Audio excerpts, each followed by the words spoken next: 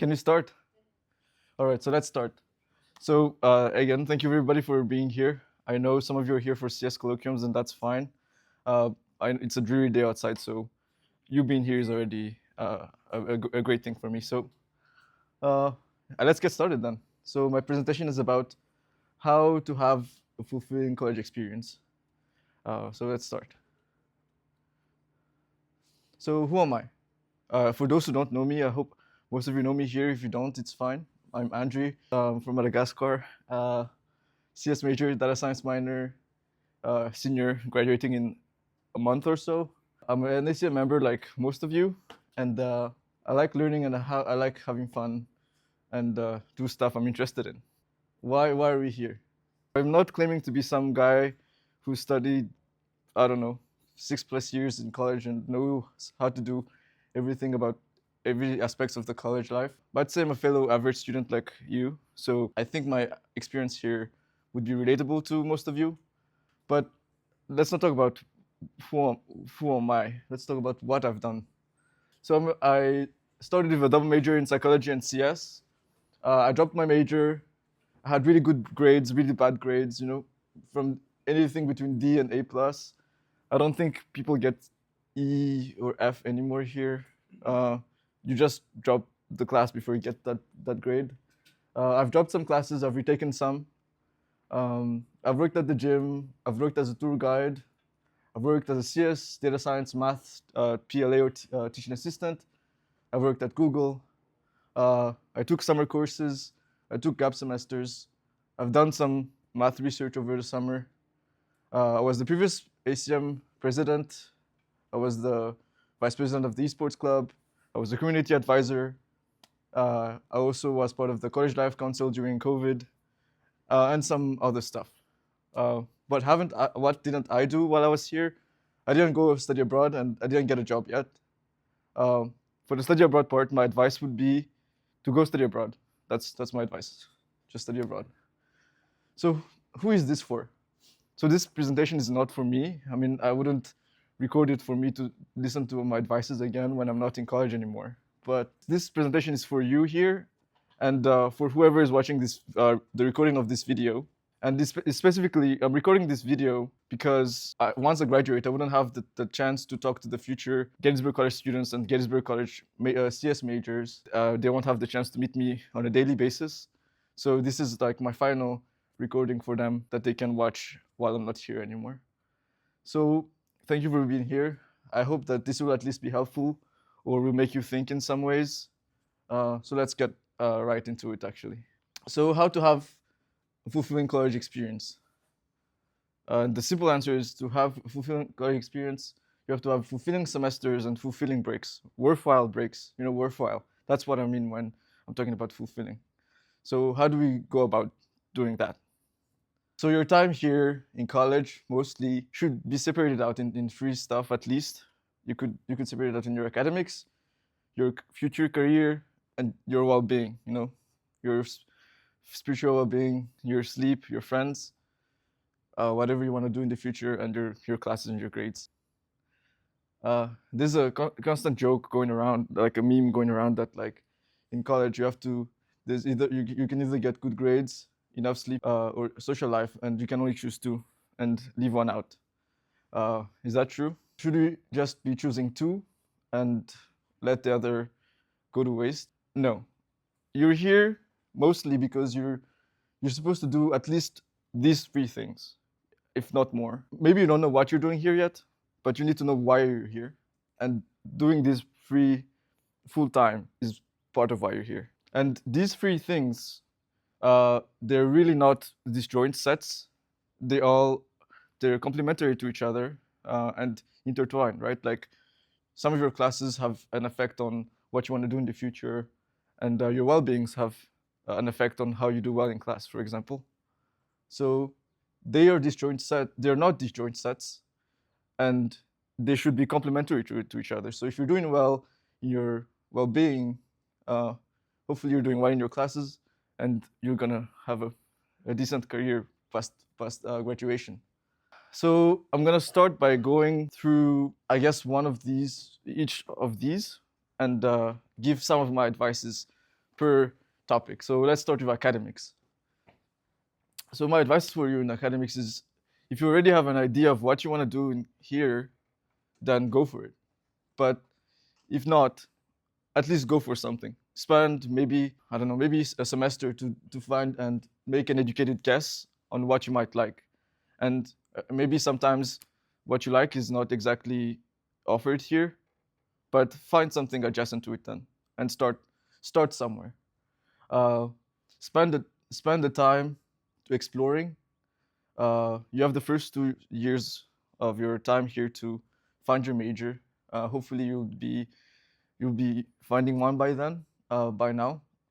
But don't just spend time in your major. Spend time finding out what you like within the major, what topics you like. You know, if it's CS, CS is such a broad field. Like, do you like uh, software architecture, or do you like making mobile apps, or uh, do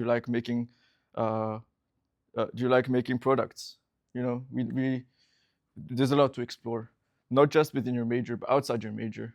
So yeah, it's fine to find out that you don't enjoy something, whether it's your major or not.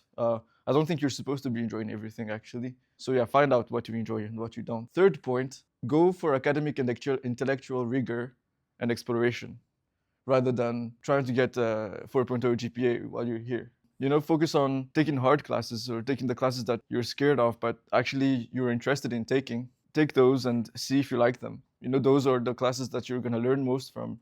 Maybe sometimes you're going to get a B instead of the A plus that you expect, but those classes are the ones that you remember most, and hopefully that will impact you the most. If you get an A in them, great. But if not, don't cry about it. If you have taken a class with Kennedy, he likes to remind you once in a while about how his wife got a C in college, and it didn't affect him at all, or something like that. So yeah, please have a seat. But yeah, don't worry about it. And as long as you have a decent GPA, I don't know, maybe around 3.5 or more, I think that's okay. Nowadays, with AI and ChatGPT, anybody can go ahead and get a 4.0 or 4.3 easily. But really, those who do that, those who have done that, I don't know if they really deserve the degree by the end, or if they really have learned anything by then. Of course, I'm not saying to not use ChatGPT or anything. You know, learn how to use it and learn how to learn from it instead of spitting out your homework answers from it. So in your classes, it's of course these might be obvious, but sometimes it's important to remind you. You know, pay attention, or at least try to. You know, you're expected to be in class. I mean, you're old enough to decide whether you want to go to class or not, but in the most cases, you're supposed to be in class, and do try to be in class. And since you have to be there anyways, why not try to pay attention to the topic? You know, it's gonna save you some time. Worst case, you don't understand, and that's fine. You're gonna have to understand it outside class. The best case is you save time because you understood what we talked about in class. Secondly, you know, participate, investigate, ask questions, and make guesses. You know, if a professor says something and you don't agree with it, don't just let it slide, and you know, maybe you never understand it again. Maybe you'll never encounter that topic again. But if you actually spend the time to ask the professor, hey, take a break and explore the topic that you don't understand, that will make you understand the topics much better. And I wrote here, yeah, it's scientifically proven that those who try to participate in class, even if you don't make the right answers all the time, they are the ones who end up understanding more and doing better overall in class. So do that. And then thirdly, understanding and doing well in your classes is your responsibility more than anybody else's. So I've encountered some students, and sometimes I fall victim to this as well, where it's easy to blame professors, saying like, oh, this professor or that professor doesn't know how to teach, or the style is very difficult or different from the way I like to learn. And if you go through your life trying to find the right people to enjoy, or that works best for you, I don't think there's gonna be ever a workplace that fits you. So instead of blaming the professors, try to adapt and, you know, enhance your learning methods. In any case, even if they don't know how to teach, they've spent all of their lives in these topics that they're teaching, and they know for sure more than you the topics they're talking about. So If they don't know how to teach, help them talk about the topics that you don't understand by asking questions outside class. So do more than just your homework. Try to explore the topics in depth, Try to, if you're learning about data structures, once you're done with the linked list homework, maybe understand where it's being used in real life, Don't just stop right when you submit that at 11:59 on Thursday. Try to collaborate and go to office hours, talk to your friends about it. It's okay if you I don't think you're supposed to figure things out on your own here. So find friends to work through the homeworks with. That don't just share answers. Actually, go through the ideas together. That's a really great way to learn. Explaining each other the concepts. Of course, your professors are here to help you. Go to their office hours. I don't think they'll ever complain because you go to their office hours. At least that's why they're here, rather than in bigger institutions. They've chosen to be here mostly because they like interacting with students and make the most out of that. And also, as a side note, even if you don't agree with what they say or with how they teach, since they've taught these courses, I don't know, more than 32 times by now, they know how successful students succeed in those courses. So at least ask them, what are ways I could improve? What am I doing wrong? It's okay to find out that, oh, you don't like the teaching style, but try to work with your professor to find a good middle ground for you. For example, for my case, I don't like professors that don't grade homeworks on time. Like, I hate that because I like knowing what I don't know. So even if the professor is bad at grading or is slow at grading, at least you can go to their office hours and go through the homework together and figure out what you did wrong, for example. And then lastly, apply what you learn in class. Spend the time to incorporate it. It doesn't have to be something big, right? Like, you don't have to go and try to build your own data structure from scratch. It could be anything. If maybe you're building a project and you incorporate some stuff you encountered in networks class in your project, for example, or any other small things. Your well-being. Of course, we can have a whole presentation about how to stay healthy and stuff in college. And I'm not going to tell you like, oh, go eat lunch because you have to go. Obviously those are obvious stuff. I hope that you're doing. Eat enough per day, get enough sleep. I know it's hard, but you got to do it. So first point, get a life. Go and make some friends. Sometimes you don't think about it, but you could go about your time here in college and not do this at all. But college is supposed to be a time where you actually make lifelong friends, hopefully for you. And yeah, go out, find some people that you actually vibe with. And it's okay to take some time to do so. For me, it took me, I think, the first semester to really find the people that I liked hanging out with. And if you hang out with some people at some point in your college time and then stop hanging out with them, that's fine. If it's the better for both of you, it's okay. Join clubs, join communities, both on campus, right? You have gazillions of clubs, and if there's a club that you don't find here, the promise that Gettysburg gives you is that you can create that club and you can create that community that you want, that you don't have here. It's also important to leverage what's online. There's a lot of communities online that you can leverage, like CodePath, ColorStack, any other communities online. There's Discord servers that maybe talk about game making courses that you want to do. You could join this. Leverage the internet because now we're not bounded by just whoever is around us. You can meet a lot of nice and smart people online and on campus. And yeah, try to make real connections, not just LinkedIn connections. And then thirdly, when you interact with people, genuinely care about them. Even if you're not their friend, even if you're not really close to them, really listen and learn from what they have to say. It doesn't cost you anything, actually. And the best case scenario would be that you'd learn and enjoy your interactions with them. So, do that for your professors, your classmates, your friends, the staff around here, whoever you encounter here. And yeah, while you're here, most likely it's gonna be the case that you're gonna have a rough time at some point, maybe even the first semester here, and that's fine. I think it's easier to deal with once you accept that it's gonna be the case. And I don't think it's supposed to be easy. right? Like, college is not supposed to be easy. Anybody who said that it was easy, I think lied, or maybe they're a business major or something. But that's okay. You know, those rough patches are gonna come, but make sure you just get over them. It's okay to have one or two bad semesters. The student success department here says, find your support system, but I never understood what they meant by that. And it's just a big term that kind of means nothing when you don't know what it means. It really means find friends, professors, and staff on campus here, and even or even family from back home that are there to keep a check on you. They are there to talk to you on a regular basis and see that you're doing okay, or if you're not doing okay, they can at least give you ways to get out of that slump. And the third point is to vary the things you do. You're not supposed to be working every day all the time on homework, and at some point you'll be done with them anyways if you don't spend time on Instagram. So go to events or off or on campus. Join the Japanese club, go skiing, go learn how to drive, learn how to cook.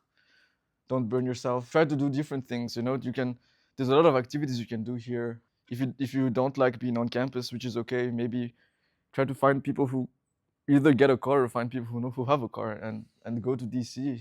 It's not it's not impossible to find things you like to do. And then yeah. So lastly, the section about career. As again, we could have a whole presentation about this, but my advice would be for you to start early. Look into careers that you like or you think you'd like.